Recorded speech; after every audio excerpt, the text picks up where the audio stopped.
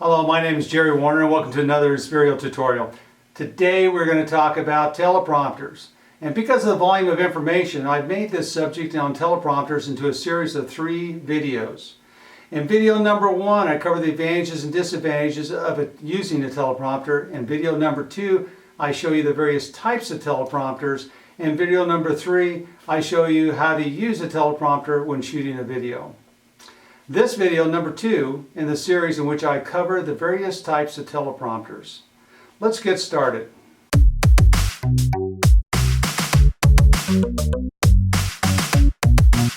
Wikipedia says, quote, "A teleprompter is an automatic cue, a display device that prompts the person speaking with electronic visible text of speech or script."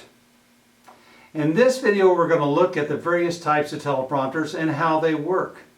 Let's start with the lowest price teleprompter and work our way up to the more expensive teleprompters.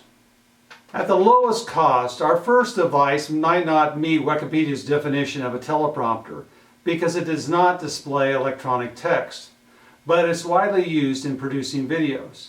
It's also one of my favorite devices. That is the Whiteboard. And I love whiteboards. This is a small one. I have lots of them, but they're great. And I consider it a teleprompter in the fact that you can write on it here. For example, here I have the intro, body, and you can have text. You have an outline of what you're going to do in the video, or you can actually have the actual script on a bigger whiteboard that you look at right behind the camera. And so you can use it as a teleprompter. And it's very cheap, and it's very versatile. Going up the price list, the second teleprompter we look at is a computer monitor. Yes, you can use either a laptop or desktop computer monitor as a teleprompter. The lowest price setup is to have a Wi-Fi connection and use free teleprompter software like FreePrompter. The other advantage of using a computer is that you can have your teleprompter showing on more than one monitor. In video number 3, I'll show you when you might need more than one teleprompter during a shoot.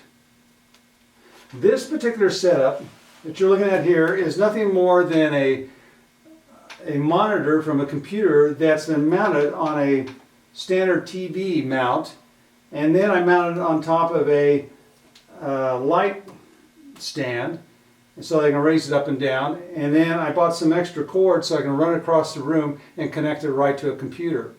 I have this set up where I have 3 different monitors in one studio, so during interviews the people being interviewed can look at any of the monitors at any time. One for the audience, one for the person that's being interviewed, and one for the interviewer. Moving further up the price ladder is a tablet like an iPad or an iPhone. These are really great, and there's a wide range of devices to mount these on. The one I use is this one right here. It's very handy, and in actuality the iPad I use slides right into this, and this device will actually hold that iPad quite well and it won't fall out. And this device is mounted on top of once again a light stand. Very versatile, allows you to raise it up and down, get it really close to the camera so that you can get your eye as close as you can to the camera. The other thing I like about the iPads is there's a wide range of apps that you can buy, teleprompter apps. I use Teleprompter Plus. It's a great app. I've been very happy with it. So this is the next option. The next level is a build-it-yourself unit. These units use a piece of glass and some structure to keep the glass and the iPad at a specific 45-degree angle and a mount for your camera, iPad, and glass frame. If you look on YouTube, you'll find lots of tutorials on how to build a low-cost teleprompter. There's even one that shows you how to use the iPad box and a piece of glass to make your teleprompter. Now, not counting the iPad, most prices range from under $50 to $200.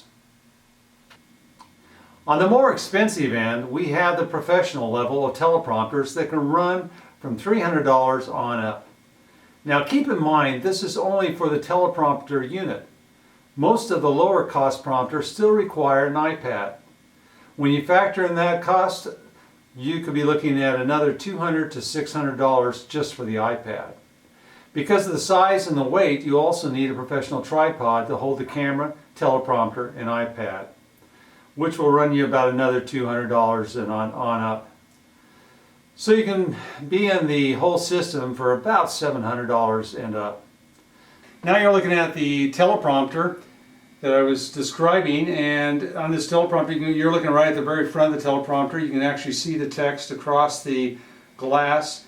Right here I have an iPad that's on the bottom, and it just simply lays in this tray that's in front of the glass. And I control this and the speed of this on this teleprompter by a little Bluetooth system using a Bluetooth keypad. I can turn it on, make it run, make it stop, so I can control this by myself. It works better if you have actually somebody else doing this for you. Let's take a look at the side of the teleprompter. If we look at the side of the teleprompter, you can see that we have a shelf here for cameras. This one's kind of a universal teleprompter. It's made for all sizes of cameras. I have the big video cameras that will fit on this, and I'll lower this little section here. Will lower. Right now you see it has a Canon 70D camera on it, and that camera has to be pushed up pretty close to the front. And then we have a kind of a shroud. We have a cover that goes over the top of the camera that's black, and we tie that on the side in order to snug it up so that you can't see any light behind the camera. It's really quite a simple system, but it is a little heavy, and so I do need a substantial tripod to be able to hold this system. The nice thing about this is it's very universal, fits any camera. There are some disadvantages, and I'll explain those to you in video number 3. Above this unit, you're getting into more expensive teleprompters, which we will not look at because I know most of you watching this video don't care about that price range. Now it's time for you to watch video number 3 of this series, where we'll cover a number of techniques on how to use a teleprompter. If you like these videos, please subscribe to our channel for more upcoming videos similar to this one. Also check out our associated website, www.inspiriotutorials.com.